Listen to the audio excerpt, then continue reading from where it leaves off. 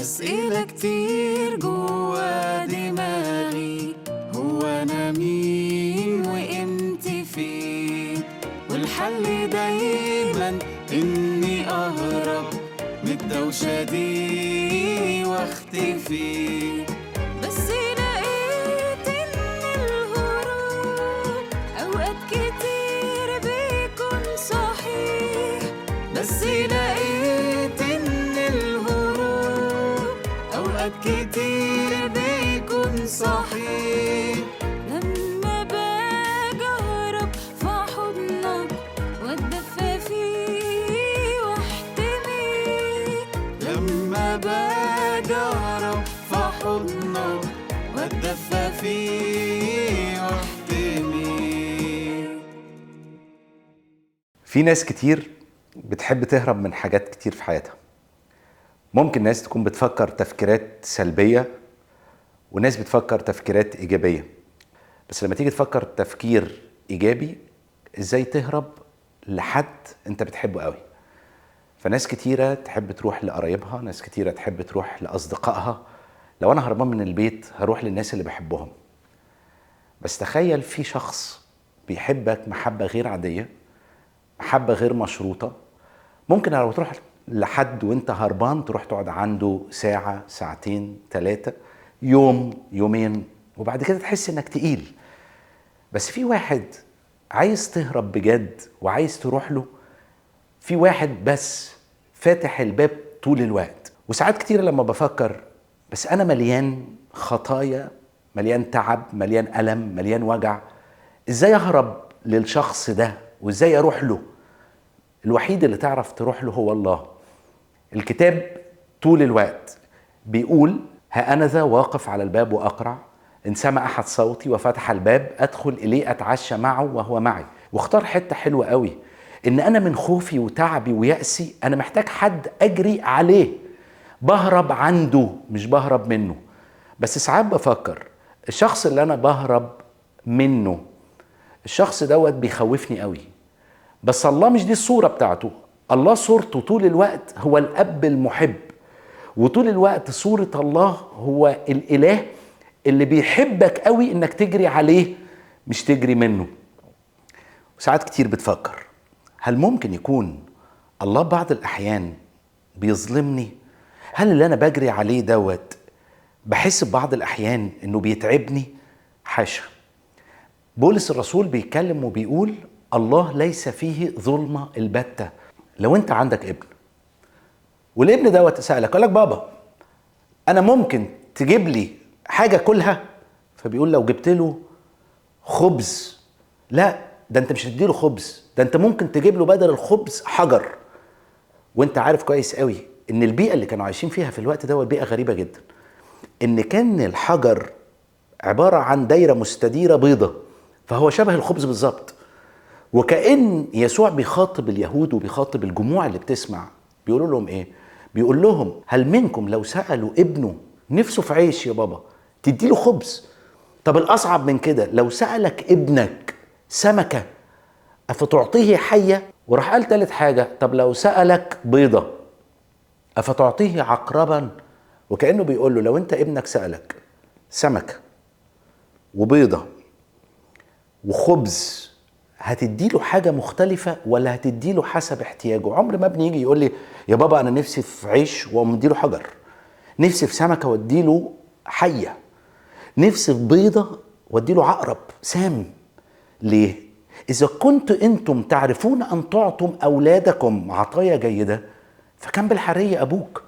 فأبوك عايزك تسأل وتجري عليه. هلما، يقول كده الكتاب، هلما نتحاجج يقول الرب. فوانت جاي لي وانت فيك كل حاجة صعبة، انا بقولك قبلك زي ما انت، لان مكانك موجود، لان مكانك محفوظ عندي. تكوين 3 كتاب بيقول على حاجة غريبة جدا حصلت. آدم وحواء كانوا مستمتعين قوي في الجنة وكانوا مبسوطين جدا، وكانت الشركة في الجنة أكثر من رائعة. بس في تكوين 3 حصل انفصال، وكأن الله بيقول: أنا هرجع تاني واسترد الشركة اللي انت فقدتها بسبب هروبك اللي انت عمال تهربه. أنا هرجع واعمل حاجة اسمها المصالحة بيني وبينك. فهرجع ارجع العلاقة ديت معاك عشان ترجع، بدل ما انت بتهرب طول الوقت في بيت مفتوح ليك اسمه بيت الاب السماوي. رجع يسوع العلاقة بالصليب، ورجع يسوع العلاقة بان انا اهرب عليه واهرب فيه. مهما لو كنت ببعد هعرف الاقي مكان مفتوح.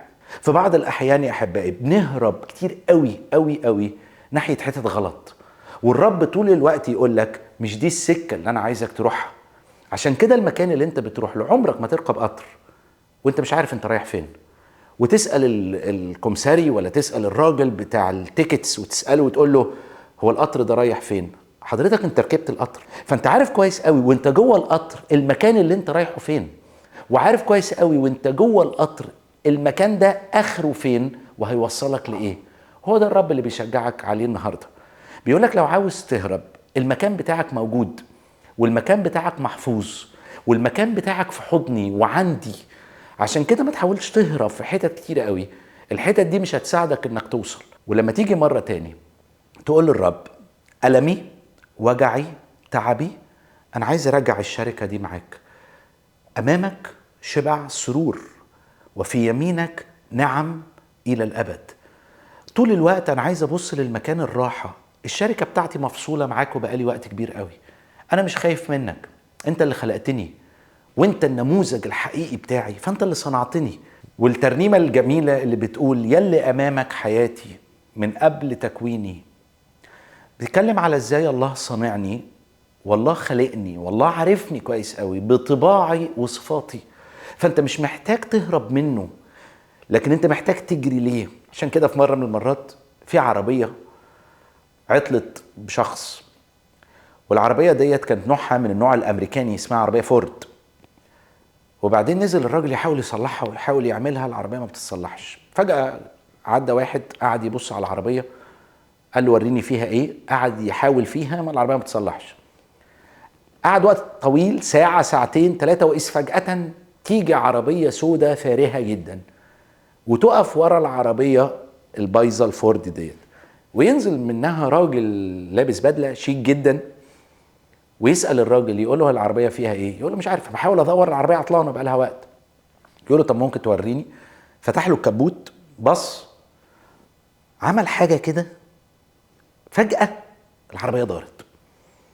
فالراجل استغرب جدا، قال له ده انا بقالي ساعات واقف ومش عارف اصلح العربية، ازاي انت صلحتها؟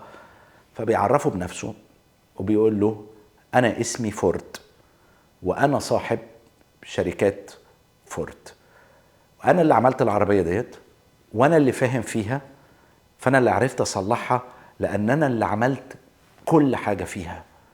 ساعات كتيرة جدا متخيل انك انت تعرف نفسك كويس قوي، بس لما تجري عليه تقول له انت الوحيد اللي عارفني بطباعي وصفاتي. عشان كده لما يجي ويقول اسألوا تعطوا، اطلبوا تجدوا، اقرعوا يفتح لكم، فانت بتجيله بكل اللي فيك، ولما تسأل عمره ما هيديك حاجة غلط. عشان كده وانت جاي قدام الرب قول له بشكرك لأجل العمل الإلهي اللي انت بتعمله. انا عايز اهرب، بس مش عايز اهرب خوف زي آدم وحواء. انتوا خايفين من ايه؟ فيقولوا له احنا سمعنا صوتك في الجنة فخشيت، لأني عريان فاختبأت. اطلع يا آدم، اطلع يا حواء. في عقاب، نعم يوجد عقاب، لكن أيضا توجد النعمة. لما يكون في العقاب هيكون صعب، لكن قدامها الرحمة وعمل النعمة غير عادي. كساهم، ألبسهم. وانت جاي قدام الرب بكل تعبك بكل وجعك، اوعى في يوم من الأيام تفكر إن هو هيخوفك هيخضك، هتحس إن الله ده كبير قوي قوي فصعب عليا إن أوصل له زي ما ناس كتيرة بتقول. الله متاح ليك طول الوقت في كل مكان، وهو اللي وعد وقال اسألوا تعطوا، اطلبوا تجدوا، اقرعوا يفتح لكم. هو مازال فاتح ايده ليك وبيقول لك لو عاوز تهرب اهرب لمكان حضني. عايز تيجي يا يونان تعال عندي، بلاش تهرب مني مهما كان الوجع مهما كان الألم، واتفرج انا هعمل فيك ايه وهغير فيك ايه. يهوذا الاسخريوطي كان من الناس اللي قررت تهرب بعيد عن ربنا، مع انه كان ممكن ان يرجع، بس بطرس قرر يرجع في حضن ربنا، فعمل حاجة جميلة جدا واكتر حاجة بيحبها الله، هي التوبة.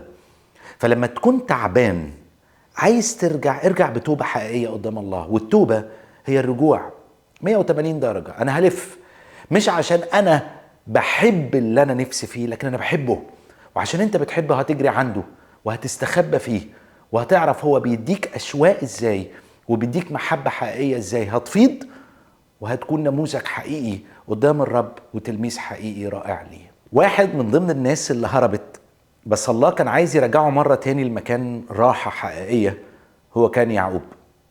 يعقوب كان هربان من عيسو طول الوقت، وكل اللي في ذهنه ان هو مفكر وخايف الا اخوه يجيله يموته. فالله قرر ان يريحه، يقول له انا عايز ارجعك لمكانك الحقيقي، بس تعالى اقعد معايا. يقول الكتاب كده لن اطلقك الا لم تباركني. بعد الوقت اللي ربنا اشتغل فيه كتير قوي قوي مع يعقوب، يعقوب اتغير.